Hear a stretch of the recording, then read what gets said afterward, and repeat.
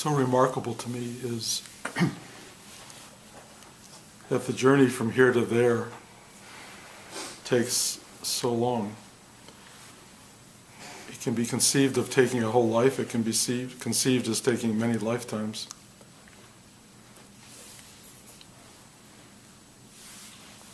And even the idea of the journey from here to there seems for so many people like a meaningless idea.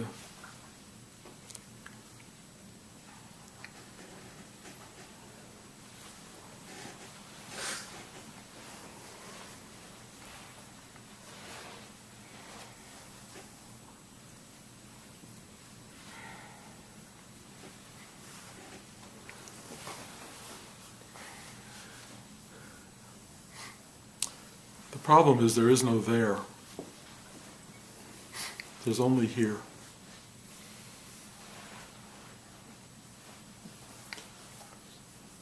And the extraordinary mistake of most people's lives is they're trying to get there and failing and blaming themselves for the failure.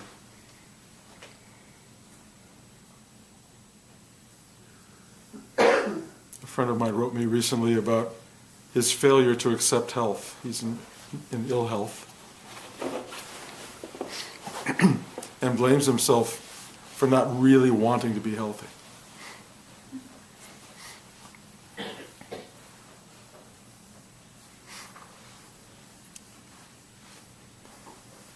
And most of us, most of us blame ourselves for something or another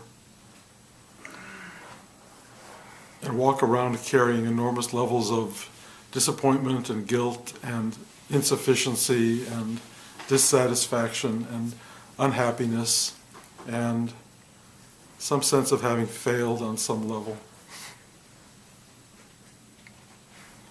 But it's all an illusion.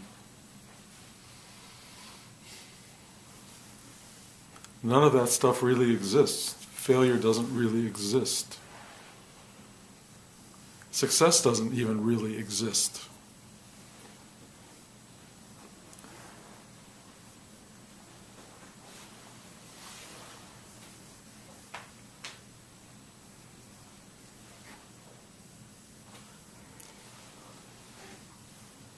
The closest one gets to success or failure is, have you awakened to the truth of this moment?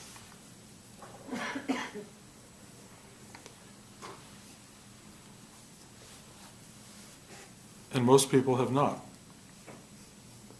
It doesn't mean they're not in the moment. It doesn't mean they're not present here. It just means they don't know they are. And the whole goal of a spiritual teaching and of a spiritual teacher is to just take everyone and go, here, here.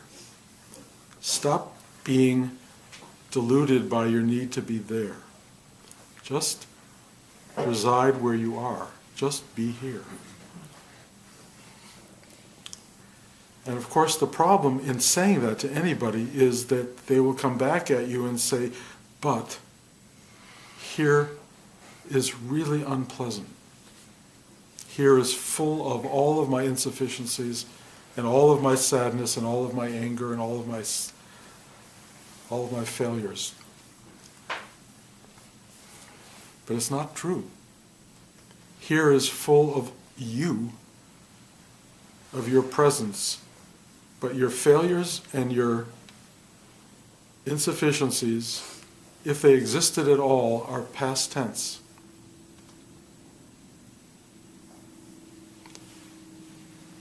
Your true fear is future tense. The present moment has none of that in it. None of that at all. Your entire life story evaporates in the present tense. When you really become completely here,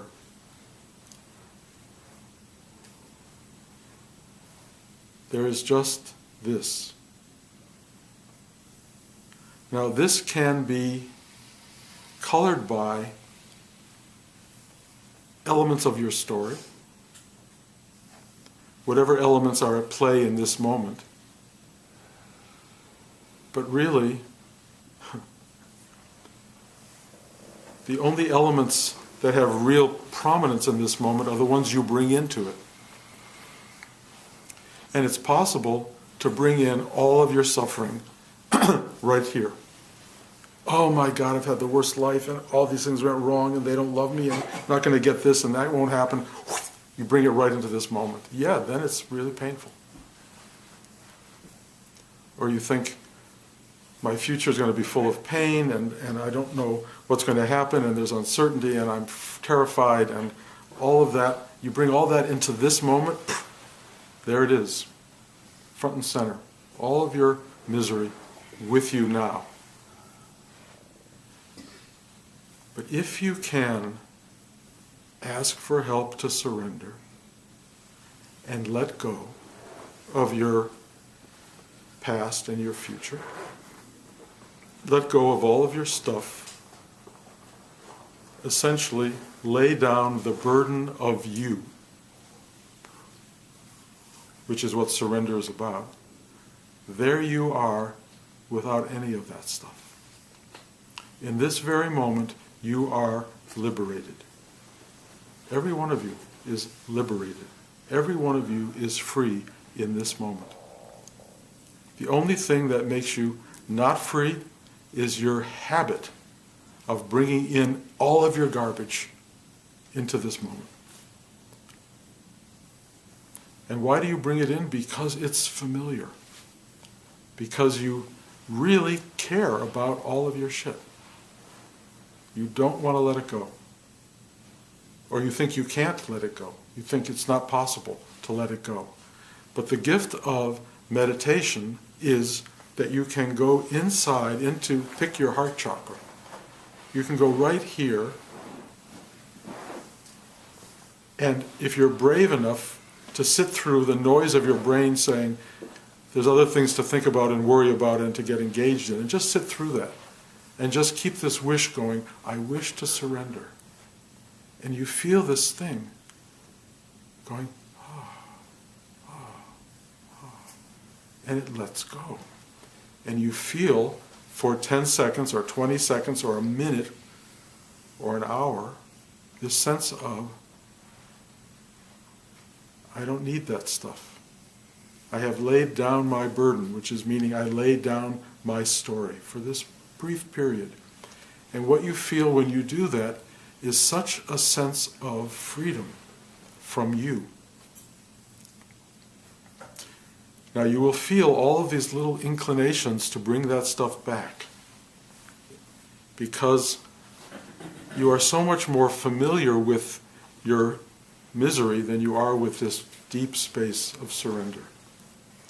This deep space of surrender has none of your ego mind in it. None. It's just not there.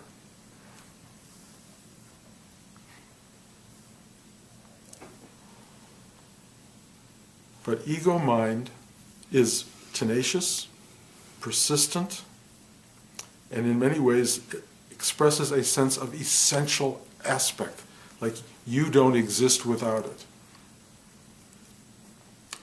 And so the fear of not having your shit rushes back at the first opportunity of what would be called unconsciousness. In other words, you finish your meditation, meaning, let's take this class, at some point I stop talking, and you get up and you start to come downstairs, and somewhere between getting downstairs and getting to your car, all of your stuff has rushed back at you, completely. You may not be aware of it 100%, but you can feel the weight of it gradually pulling you back down into familiar territory. And there you are, stuck again in yourself. And what you will probably do if you're committed to this practice is tonight before you go to bed or tomorrow morning, you will sit again and find your way back to, at least for a few moments, the peace that comes with letting go of you. And then the oscillation between the two. You get out of your morning meditation, get in the car, whatever, wash the dishes, and your mind is slipping back into the pattern. And that becomes really your life. The wonderful part of that is that at least you have moments of relief. Most people on this planet don't get that. They don't even know it's possible to get that. They think suffering is all there is. Or pursuit of this thing that you're going to get, wealth, recognition, family, money, comfort, that the pursuit of it is everything. And in a way, that's what motivates most lives, the pursuit of the other thing that you don't have. And for anyone who actually gets that stuff, and you all know them and maybe you're one of them, you know it doesn't work. And it doesn't work for a million reasons. One of them is the mind is never satisfied. The mind does not know how to be satisfied, because its whole goal is to keep you in motion, to keep you moving toward the future and away from the past. And it does everything to constantly destabilize you so that you remain a productive consumer, creator, whatever your role is in this manifested universe. Manifestation does not thrive on satisfied people. It thrives on dissatisfaction and unhappiness and fear. It really does. And it gives us all just enough pleasure, comfort, sweetness, joy to keep us in the loop, whatever that may be. So we're always involved in that drama. When you talk to people about the joy of letting all that go, they don't know what you're talking about. Most people have no clue. And in most instances, I can't even initiate a dialogue about it with somebody because there's so many millions of miles away from even beginning to conceptualize that there's another opportunity here. And those are the people who I say will take lifetimes. Something has to happen to finally tell you it doesn't work. Life is a sham on some level. It's a wonderful sham. It is an amazing thing that's going on here, but it's not wonderful if you engage it unconsciously, if you are a slave to it. What you want to become is free and aware of what this is. Free in yourself to truly witness the miracle that this is. It changes everything. The journey to that awareness is the primary story of human existence. And you have to go through, it seems, so many episodes of failure in order to finally get to the point where you realize you're on the wrong track. That there's something else going on here that you need to find and engage. And that's when people show up at this class or other classes and they go, I know something's not right in life and I want some kind of release. And even that wish, even when it's a strong wish, is very temporary. Because what people really want is for themselves, their mind, their ego body, to be free of all that stuff. But what finally really needs to happen is the loss of that mind and ego body. That's really the thing we're all waiting for, and the thing we most resist.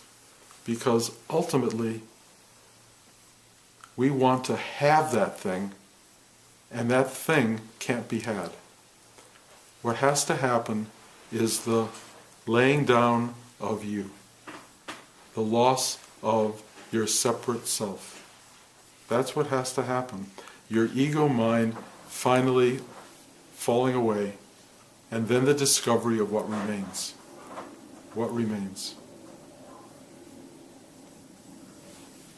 I read a line the other day, it was quite beautiful. I think it's Buddha. I think, Richard, you may have sent it to me. But it's basically Buddha being asked what he gained from his awakening. He said nothing. Nothing. But what he lost was fear, ignorance, sadness, you can add to that list. He lost all that. And I'll tell you what happens. It's really interesting. You don't exactly lose that stuff. It's just there's nobody to own it. There's no one to own it. So there's still sadness and grief and all that other stuff. It's just there. It's just there. It's part of what I call the yin-yang of existence. But there's nobody to claim it. It just goes on. And if you don't claim it, it tends to arise and dissipate, arise and dissipate. You know, a lot of analogies in spiritual work describe the sky. And they say the sky is bright and brilliant and beautiful during the day, and then suddenly storm clouds come clashing in, and thunder and lightning, and then beautiful sky, and then an incredible sunset, and then darkness, and then glimmers of starlight, and maybe bright moonlight, and then sunlight again. This thing keeps changing all the time. It just keeps changing. But what doesn't change is that it's the sky. And this stuff arises in it and dissipates within it. It comes and goes, it comes and goes. Sadness, love, joy, misery, all of that stuff arises in us.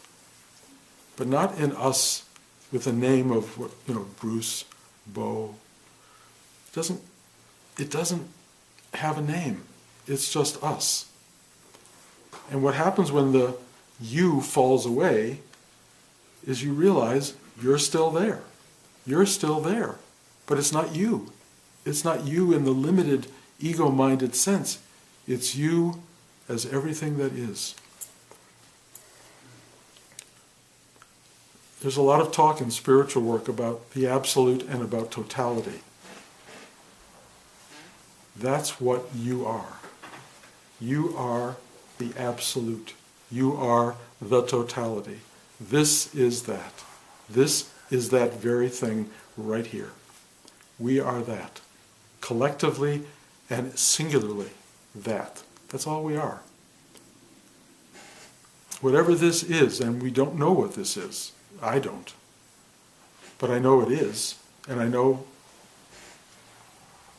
it has wondrous aspect. It has huge mystery attached to it. It seems unknowable, at least through the mechanisms of the human mind. But it's not something you can't experience and be. You are this. You are the very thing you've been seeking your whole spiritual life, your whole material life. You are this totality. And the only thing that separates you from this totality is your own mind-created story that tells you you're separate from it. Now, I can tell you this week after week after week after week, but until you realize it in some way or begin to live as if you knew it, it won't reveal itself to you. So it will just be conceptual. It will be an idea. Oh, I'm free if I can let go of me. And that's fine. Some of you will walk around going, I'm spiritual. I get it. I understand it. No. If you understand it, you're still in trouble. You're in trouble because it's not graspable. And because there is no you to get it. There really is no you to get it. And if you begin to walk around feeling, hey, I got it, I'm spiritual, stay away from those people. Because you can't advertise it that way. All you can do is live in the presence, live in your own presence. Be real with it. And let me alert you. You will experience life in a vast, massive configuration of experience. The experience of life is happening. It's happening. A friend of mine says it's a verb. It's all a verb. It's happening, and you are that happening. That's what you are.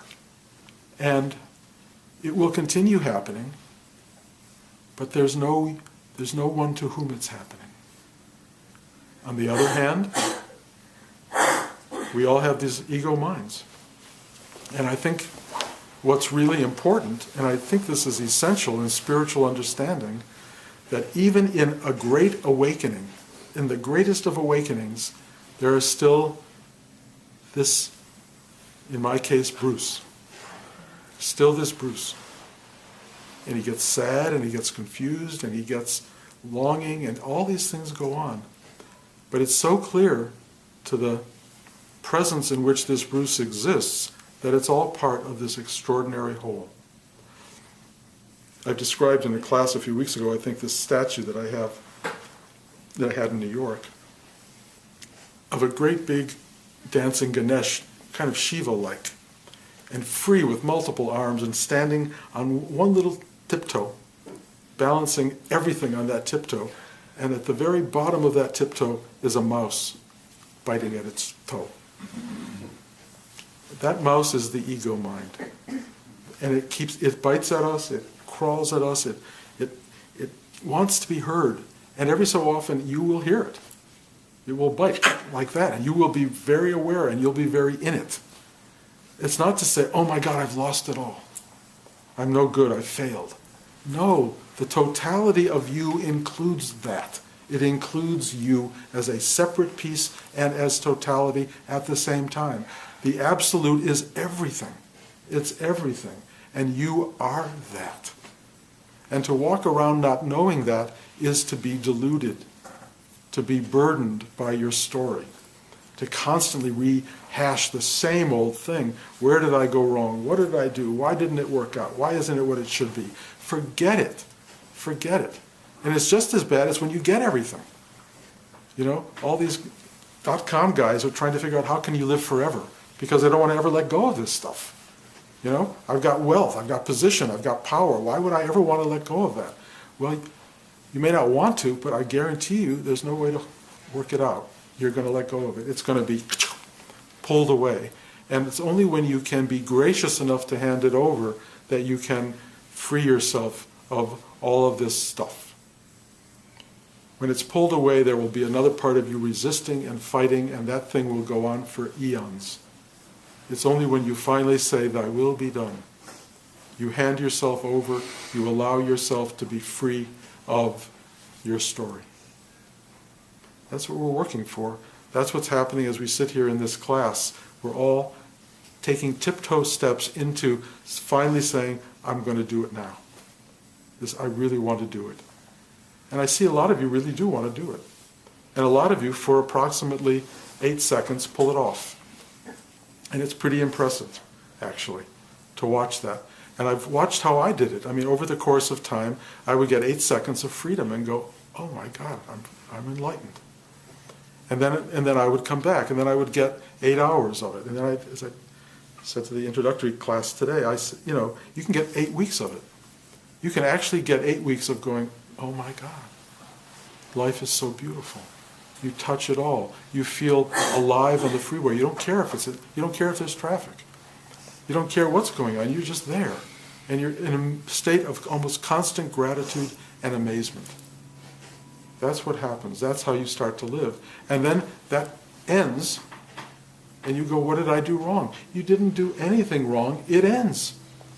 Stuff ends. I said something today about you don't take a shower for 12 hours. You know, a shower lasts for 8 minutes, and it's wonderful, and it's warm, and it's delicious, but it has duration, and you move on. Great moments of bliss and joy have limited time frame. They come, be grateful, and then you move on. If you try to eat 17 gallons of strawberry ice cream, you're not going to end up happy. You cannot project that stuff into that kind of density. You have to take the moment and love it, and then the next moment and love it. Or not love it, just accept it and open to it. Be present with it. Being present with what is really at the source of liberation. Being present. Being present doesn't say, oh, I love this. Being present just is the thing that is loving itself. It loves itself. It's grateful for itself. It is aware of itself. It is present in itself. And that's really what we are, each one of us. Trust me, if I could sit down and just push the button in each of you and just say, this is it, you got it, and everything fell away, I would be totally delighted by that. But you all know how hard it is, and there's some of you who've been coming here for years, and you kind of edge toward it and edge away, edge toward it and edge away, and it's just this yo-yo effect of endlessly almost getting it and not getting it. This is not a waste of time. This is a process. It's just a process. I would love to change the nature of that process, but I don't have the power to do that. All I can do is sit here as often as possible and just remind you that just even a taste of surrender gives you a moment of infinite truth.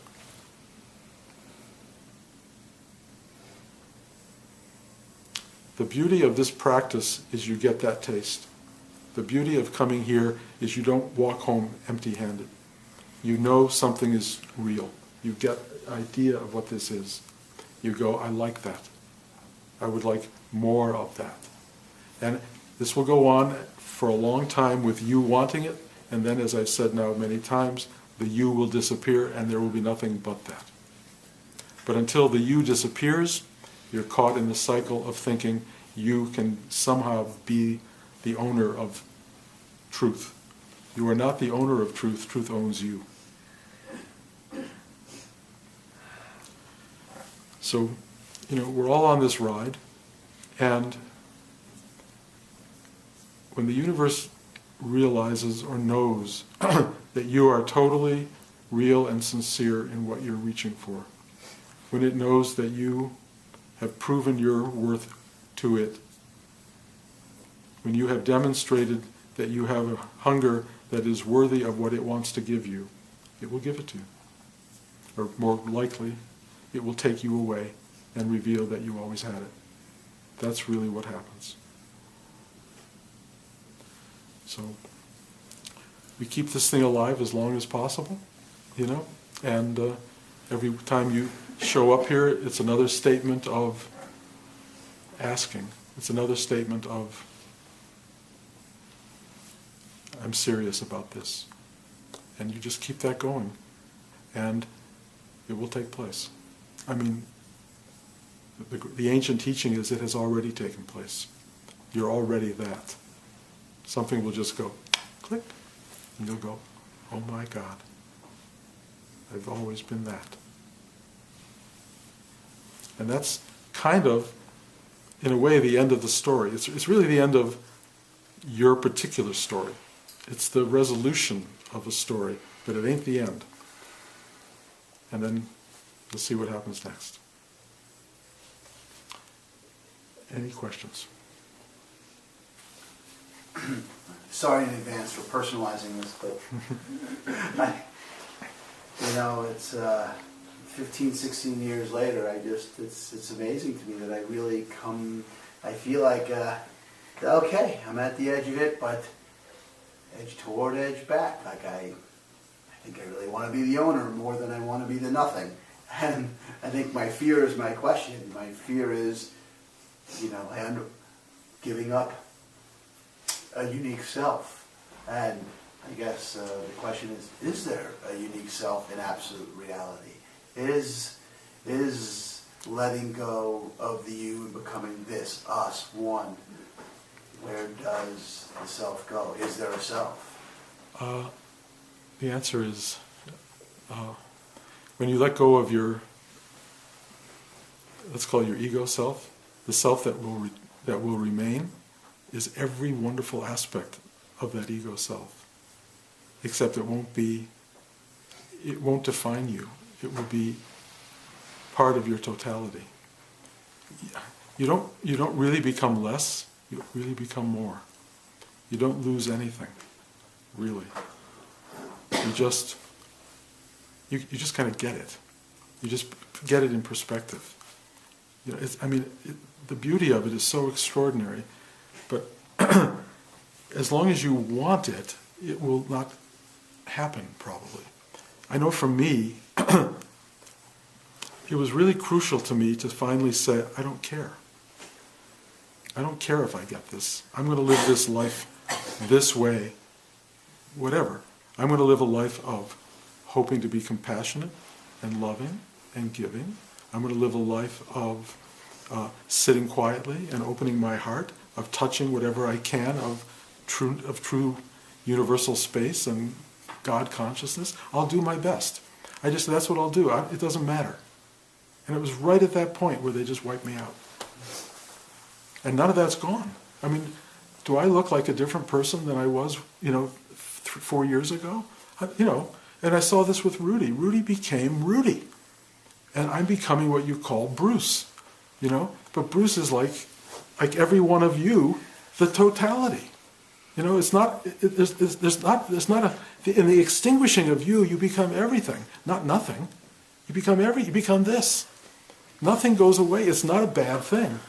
It's the thing you most want in the universe, but you can't own it. And you won't want to own it once it happens. Because how can you own this? You are this. What's the ownership?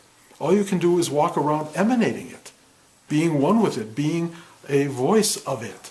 And that's what you'll become. Everyone in this room will become a voice of conscious compassion and love, of wanting to help people, to be of service, to be kind, and sometimes to be angry and to be a shit. It'll happen. I was saying earlier that, you go to a cocktail party and this thing will work. You'll be so charming. Everyone will love you, but you'll have nothing to do with it. It just happens. It just comes out by itself because it knows what to do. There's nobody there to say, oh, I'm being brilliant. It's happening. And if you're not brilliant, if you actually forget people's names, which I do all the time now, and you make an ass of yourself, it doesn't matter. You just do it. And you'll find a way to recover. I forgot your name. Truth keeps coming out all the time. And sometimes you become, congested or unhappy or what all this other stuff happens, and you just look at it and go, that's what it is. And you don't make it something that's going to be part of your story. It's just what is. And as like everything that is, it just passes. And then the next thing happens, and the next, and the next. Blanche and I just left New York after 15 years of living in this really paradisical environment, even though I wasn't aware of all of its paradise aspect until late in the game, because it was so much work. But it really was paradise. And leaving it was probably the most difficult thing so far that we've had to do. Losing that space was really hard. And I went through a whole big drama with the mind of losing status, losing beauty, losing a very comfortable and very reassuring environment. And I watched my mind go through all of this stuff, and it was really painful. And then that was gone. It just, all of a sudden, it wasn't there. And we walked away from this vast, beautiful place with an enormous sense of serenity and relief. And I was like, wow. I didn't do it. I didn't suffer. I didn't try to suffer the loss of it. And I didn't create the serenity that came at the end. It just unfolds. It's very Kubler-Ross in terms of grief and all the stages. They just happened. And I watched it all happen, and it was pretty amazing. You want, when you have this liberation to occur, to think that you will be above and beyond all that stuff. Not true. You're exactly that stuff. We're all that stuff. But life is suddenly so unbelievably real. It's so real and so complete and so absolute. And you are that thing, and you can't do anything but bow down before it. Or bow down within it. And be it. Because that's what you are. Anyway, there's no loss. There's no loss. You lay you down and you become free. You don't lay you down and disappear. You don't become nothing, you become everything. You've never been anything but that. The problem is the little bit of Andrew Wagner that you think you are is so minuscule compared to who you really are. You're this vast being, this vast infinite being. Who cares about that little thing except you? You know? Me, exactly. Yeah. Except I still want holding on to that little. I get it. And what I keep wanting to say is, why? Once you let it go, you'll go, oh my God, why was I doing that? What value did it have? Zero. And yet we all do it. Why am I doing it? Why am I choosing Andrew over freedom? Because that won't go away. Because your mind is programmed to do this. Your mind is fighting. Your mind is what you identify with. And your mind is fighting to the death to be infinite and eternal. And it cannot be that. And so at some point you will run into what everyone runs into is existential crisis. Because it's going to cease to be. And what are you going to do about that? If you can work it out before that crisis completely explodes, you will discover you're not that person and there's no crisis. And it just goes, boop, gone. And then you are this, whatever this is. They call it birthless, deathless, and I assume that's true. I don't know how that's all going to come about. But I do know it will be, I will say yes to it. There will be a yes, because it says yes to its own process. You know, the little bit of Bruce that's left, I mean, they're chopping away every piece of it. The little bit that's left is still going, you know, but I get to sit like this and be in the vastness of being, and poor little Bruce, I feel really compassionate for little Bruce, you know, but he does not run the show. He just doesn't run it. The sensation I get is a fluidity, just staying fluid and not grabbing onto the shore. And sometimes for me it starts feeling like I'm one of those base jumpers that's going so fast. And you can't. I mean, there's nothing to grab onto, but you don't know if you're going to manage the ride. You don't manage the ride. It manages itself. Right. You're moving it at warp speed. Yeah. We all are. You know, but the mind, the ego mind, slows it down and gives it a kind of context and makes you feel safe, but it's not real safety. It's not real safety because there's no you to save. You know, it's going to end up in failure, in total abject failure. And when you finally get that, if you're lucky, you go, enough. And you just let go of that stupid attachment. But most people don't do that. In lifetime after lifetime, I meet so many people who haven't begun to even wonder what's really going on here. They're not going to come to resolution at the end of this lifetime. I know they're not. They're going to be back again going, you know, give me a mind again to hold on to. Give me something to hold on to. And according to Tibetan teaching, you know, when you die, people who die afraid jump into the first incarnation they can find. First anything they can find, and they come in, they come into the world like that. You know, when does it finally happen that you go, please Lord, free me from myself? But it does. It does happen. It happens and will happen to every single soul, because that's how it works. It will happen. It's just like it doesn't matter what speed it's at or what emotion it's at, you still have to do the same mechanism. Well, also speed is a relative term. So if you see the shore going by really fast, you think you're going really fast. Let go of the shore, there's no sense of speed. It's just whatever, it's just process. Anyone else? Okay. I think you all know, you know, it's complicated. Life changed for us a little bit when we heard we were having another grandchild. We are moving to Seattle, going up there tomorrow. And I will come back here when possible. I mean, actually much of November and December, Blanche and I will be here. And classes will go on always, but we'll be teaching during that period. And then during the beginning of next year, we'll move to Seattle and come back here on occasion, and there will be classes. But you know, everyone who sits in this spot has something to give, you know, has something to present. And truly, I could put any one of you here. You should know that. Any one of you could sit here and do this. Because once you sit here, it does it and you don't. It takes over. And And in a way, maybe that's not a bad idea at some point, to give you all a shot at seeing what it is to sit in front of everybody. Unless your ego jumps in, and then you'll be in misery for an hour. But mostly, people get out of the way. They just get out of the way. And they let this flow happen.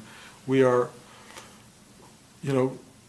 something real is going on here. That's all I can say. Something real is happening. If you're welcome to it, and any one of you is welcome to it. And it's so free. It's so available. It's not. There's no demands made on you. It's just here. So take advantage of that. We'll be back as often as we can, and look forward to seeing you when we are here. But thank you guys for coming today, because the more of you that are here, just so you understand how this works, as a collective, we're a collective. Each one of us that opens a part of the psyche of another person. We are a collective entity, and each one of us doing this work frees the other. It's really the value of this kind of gathering. So keep it going. Thank you for being here, and lots of love.